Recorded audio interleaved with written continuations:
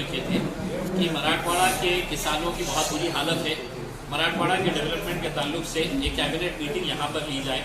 अब 16 तारीख के दिनों मीटिंग होने के लिए जा रही है, लेकिन हमको ये बात समझ में आई कि 2016 के अंदर जो इसके पहले की कैबिनेट मीटिंग हुई थी 7 साल पहले, उसमें बहुत बड़ी बड़ी घोषणाएं किए गए थे। तकरीबन 50,000 करोड़ रुपए के स्कीम्स की घोषणा की गई थी, ऐलान किया गया था। हमने ये पूरे स्कीम्स के बारे में पढ़ा कि किसको कितना फंड देने का वादा किया गया था, कि कौन कौन सी स्कीम्स नहीं लाने वाले थे करके। तो हमने उसका पूरा डिटेल निकाला, एक एक डिपार्टमेंट के साथ रिसर्च किए, बात किए, और हमको ये बात समझ में आई कि मेजॉरिटी ऑफ द स्कीम जो है वो सिर्फ घोषणा पेपर के ऊपर रह गई है करके।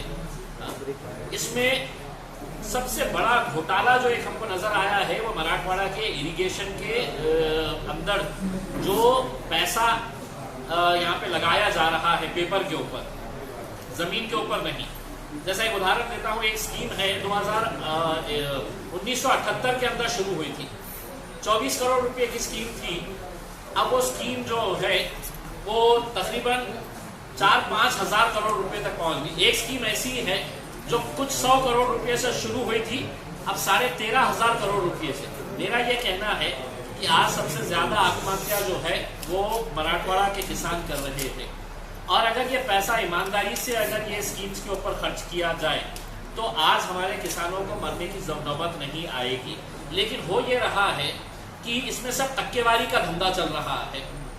आमदार लोग हो गए हैं, बड़े बड़े नेता हो गए हैं, वो लोग इरिगेशन के प्रोजेक्ट्स को ऊपर से सैंक्शन करके लेके आ रहे हैं, अधिकारियों के ऊपर दबाव डाल रहे हैं कि ये स्कीम मैंने लेके आया। अब इसके अंदर कोई ठेकेदार ने अगर इसमें अगर कोई डाला तो हम इसके हाथ पैर तोड़ देंगे, इस हद तक बात चली गई है। अब एक अधिकारी ने बताया है कि साहब एक आमदार ने ये बोला है कि अगर मेरे कॉन्स्टिट्यूएंसी के अंदर अगर किसी ने डाला तो हमें त्याचे हाथ पैर तोड़ून टाकू। म्हणजे ये महाराष्ट्र है, ये महाराष्ट्र की संस्कृति है, या महाराष्ट्र में ऐसा गुंडा राज चलने वाला है करके।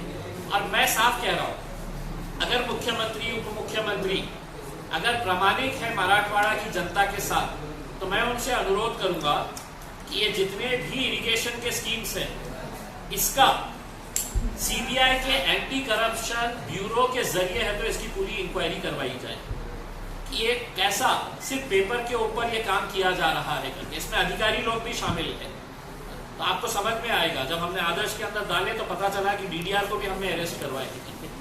तो इरिगेशन के अधिकारी समझ रहे हैं कि हमारे को कोई हाथ नहीं लगा सकता है, क्योंकि 3,000 करोड़ आते हैं तो मैं ये मंत्री को इतना देता हूँ, ये मंत्री को इतना देता हूँ, आमदार को इतना दे देता हूँ, तो मेरे को कौन हाथ लगाएगा। तो मैं तो ओपन चैलेंज कर रहा हूँ, ओपन उनके ऊपर इल्जाम लगा रहा हूँ कि ये हिस्सा ऊपर लेवल तक जा रहा है, इसलिए ये सब खामोश बैठे हैं और किसान मर रहा है। अगर आपको ये सब रोकना है तो इसकी इंक्वायरी करवाने लगाइएगा। और जो जो वादे आपने किए थे नए कैबिनेट में, अगर हमने आपको कुछ आपने नया नहीं भी दिए तो कम से कम जो झूठ का पलीदा आपने 2016 के अंदर देकर गए थे वो आप यहाँ पर निकाल दें। और चूंकि देवेंद्र फडणवीस साहब भी आ रहे हैं, बहुत बड़ा मोर्चा निकाले थे उन्होंने महानगर पालिका के ऊपर, बहुत बड़ा मोर्चा निकाले थे कि औरंगाबाद की जनता के लिए उनका प्रेम जो है, प्यार जो है वो उमड़ के बाहर आ रहा था कि मैं कितना चिंतित हूँ। उनकी महिलाओं ने 9 वारी साड़ी पहन के एक फुकट का हंडा उनको दिया गया था, तो वो हंडा है तो यहाँ पे लगा कर है तो वो रोड पे डांस कर रहे थे और ऐसा बता रहे थे कि पानी आ गया है करके। अब देवेंद्र फडणवीस साहब आप आ रहे हैं, एक मोर्चा निकाल लीजिएगा। अगर पानी के बारे में अगर आपको इतनी ही चिंता है तो आप यहाँ पर कैबिनेट आ रही है, हम आपका स्वागत करते हैं, लेकिन नए घोषणा करने से पहले पुराने का हिसाब किताब अगर बता दें तो वो मेरे हिसाब से ज्यादा बेहतर है। अमित शाह आने वाले, अमित शाह ये गनीमी कहाँ पर होने वाला है? देखिए औरंगाबाद के तकरीबन जितने आमदार हैं, ये सभी आमदारों ने जो जो फंड अपने गंगापुर के अंदर आए हैं, पैठन के अंदर आए हैं, हर एक ने ये बोल दिया है कि ये काम मेरा ठेकेदार करेगा, और उसके बदले में ठेकेदार ने उनको 15% कमीशन देना। मेरा ये कहना है कि सिर्फ अगस्त महीने के अंदर तकरीबन 100 किसानों ने मराठवाड़ा के अंदर आत्महत्या की, सिर्फ 100 एक महीने के अंदर। और ऐसे हालात के अंदर तुम सिर्फ अपना टक्केवारी के अंदर रहेंगे और दूसरा किसी ने भरना नहीं तो हाथ पैर तोड़ डालेंगे।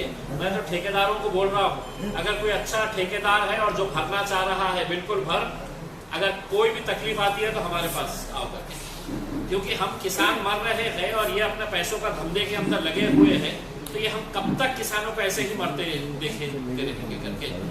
गनी में कावा जो है हमारा एक मोर्चा निकलने वाला है आदर्श का, जितने भी ठेलीदार है भड़कल गेट से लेके अमखास मैदान तक मोर्चा निकलने वाला है।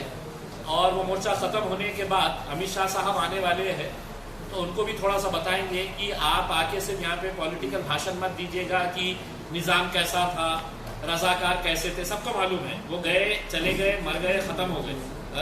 अब जो जिंदा है उनके बारे में भी बात करें तो ज़्यादा बेहतर रहेगा। आमदार के नाम सबके नाम ले लिया।